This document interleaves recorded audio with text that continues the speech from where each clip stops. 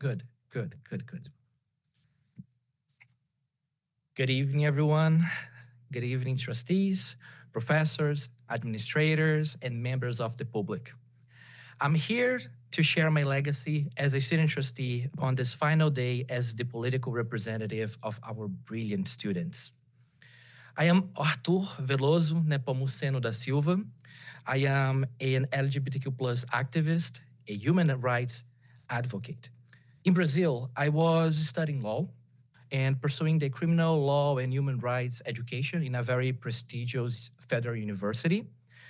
And I used it to coordinate student demonstrations, student-led meeting groups to protect my community human rights against hate crimes. For a contextualization, I have a picture of here in which I was leading with all my fellow law students, a conference to explore the challenges of the LGBTQ plus community in Brazil. And just to make it clear, Brazil is one of the countries that with the highest number of violent assassinations of LGBTQ plus people in the world. Just to make it clear, every 32 hours, an LGBTQ plus person is brutally murdered in my home country due to the highest levels of hate and discrimination in our society. Not even politicians are safe. For example, Marielle Franco was the only black lesbian woman in the city council of Rio de Janeiro, and she was shot several times to death in front of her own house. At that moment, at the moment, the Brazilian federal government made an investigation, and the federal investigation agencies, they have been investigating the case, and the main suspect of ordering her murder, it is one of the chairpersons that was in the city council with her. Unfortunately, I had to face the same struggles when I was in Brazil. I faced physical and psychological violence, and that's one of the reasons that I'm here in the United States. In, but luckily, I'm alive today, and I'm here with you all this night. But but my journey to reach the seat as a trustee was not an easy one. Upon my arrival at the United States, I did not know how to speak and how to write in English. My family and I had to sleep on a cold floor in a one bedroom and one bathroom apartment while sharing bed sheets and dressing up clothes that were given to us as donations. In the first months in America, we could not afford to buy groceries, so we would have to pick it up in a food bank near our home. One day, I decided that investing in my education was the way out of the cycle of poverty. And I went to a local adult school to study English, and from the very basics, ABC, to the most advanced level. I took a GED classes, and as you can see, I received my GED diploma over there, while all while being a full-time housekeeper with my family. Cleaning houses, it is, and people's toilets, it is a daily, in the daily basis, it is a very humbling experience. You never know if you will have enough money to buy food or to pay the rent. The only thing I know is that I needed to work twice as hard as an American citizen, but receive twice as less that they could receive. However, even in the face of the most challenging moments, we had hope in our hearts. We hoped that one day we could be as much equal as in America, in rights and in truth. Eventually, I used the teachings that I received in my local adult school to create the first legalized business company to my family.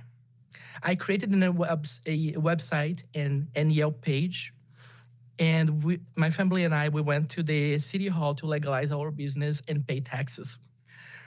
Now, the cleaning service company that we have, it is the main source of income for my family, and we can somehow live with a bit of dignity.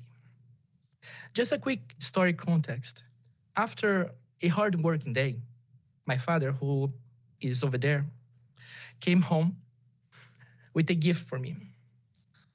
He was carrying a new fluffy bed sheet set, and with so much pride, and he gave that to me and say, Arthur, now you will be sleeping like an American.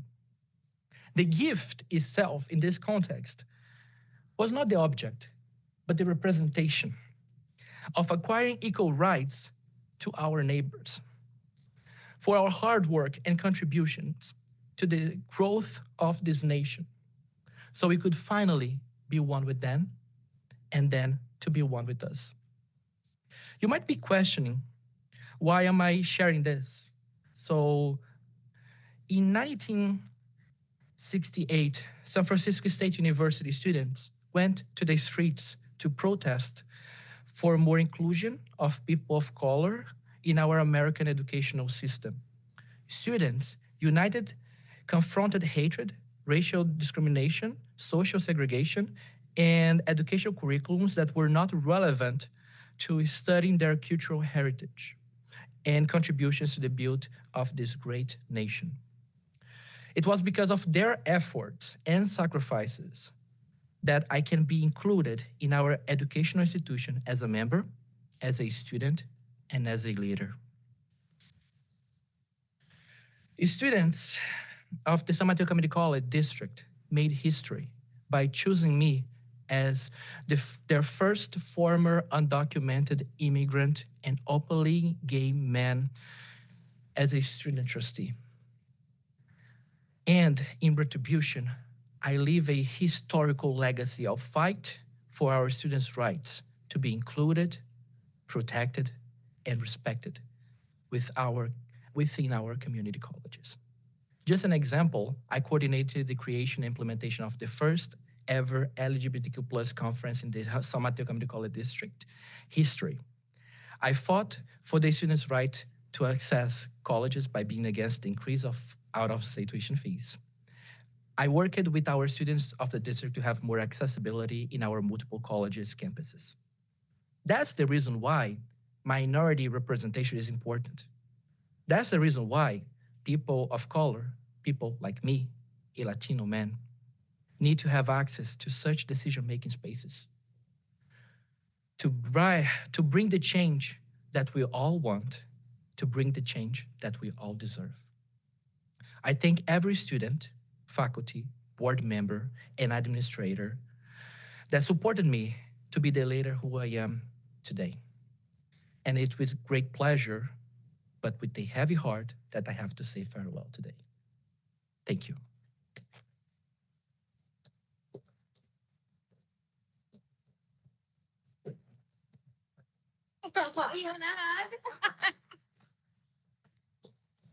You did so good. You did so good.